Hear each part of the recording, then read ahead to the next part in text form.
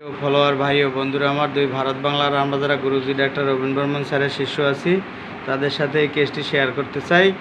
আর হলো রোগীর মতামত নিয়ে এই ভিডিওটি দিচ্ছি। মানে শুভ নববর্ষ উপলক্ষে সৃষ্টিকর্তার কাছে আমরা ভালো কিছু আশা করি এই মেয়েটার জন্য। শুভ নববর্ষের আজকের এই দ্বিতীয় রোগী, তাই ওর কোনো পিসি প্রেজেন্ট কমপ্লেন হলো কনসেপ্ট করে না। বিবাহের বয়স হলো 8 বছর হয়েছে, পিল খেয়েছে 2 বছর, পিরিয়ড ক্লিয়ার হয় না। এরপরে কনস্টিপেটেড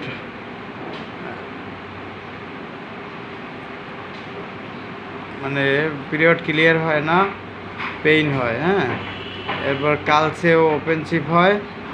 এরপর পিরিয়ড ক্লিয়ার না হয় লিউকুরিয়া হয়। আবার চিলি পেশেন্ট, শীত বেশি, মাইন্ড হট।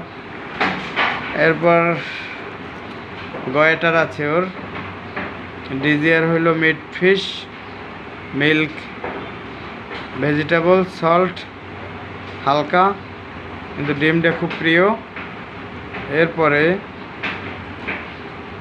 এটা অন্ধকার কেন, রুমটা কি অন্ধকার?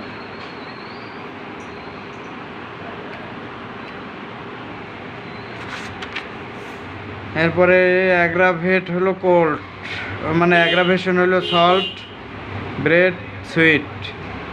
অ্যাগ্রাভেট হলো কোল্ড, ঠান্ডায় বাড়ে, সিসিভি, সর্দি কাশি প্রায় লাগে। এবার বংশগত, মামার, বাচ্চা নেই, বাত ব্যথা, নানার, অ্যাজমা। অ্যাপেটাইট, ক্ষুধা আছে, থাস আছে, স্টুল, constipated, urine easy, head pain হয়, লো প্রেশার থাকে, বিপি হইল 80/40। এরপরে লেগ সোল বার্নিং, পায়ের সোলটে জ্বালা করে শীতকালীন সময়, বেশিরভাগ লেপ খাতা বাইরে রাখতে হয়।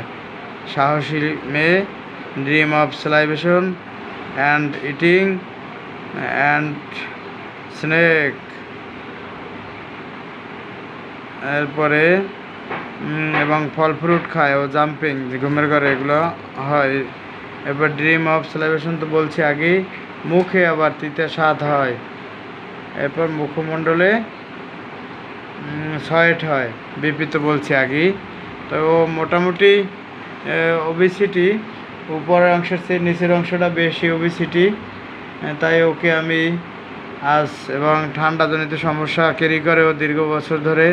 ছোটোবেলার টাইফয়েড হয়েছিল, ঘাম পরিশ্রমে হালকা হয়, অতিরিক্ত হয় না, গন্ধ নেই।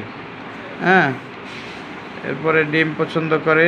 টোটালিটি মিলিয়ে ওকে, বোনটাকে আমার ক্যালকেরিয়া কার্ভ দিলাম, সিসি ক্যালকেরিয়া কার্ভ। ধন্যবাদ সকলকে, সবাই ভালো থাকবেন। যদি ত্রুটি হয়ে থাকে আমার গুরু ভাইরা যারা আছেন তুই ভারত বাংলা কমেন্ট করে জানাবেন। তুমি ভালো থাকো। আর কথাগুলো যে বলছি, যা তোমার সত্যতা না মন গড়া কথা লেখে বলছি, সত্য তো? আচ্ছা, তো ভালো থেকো।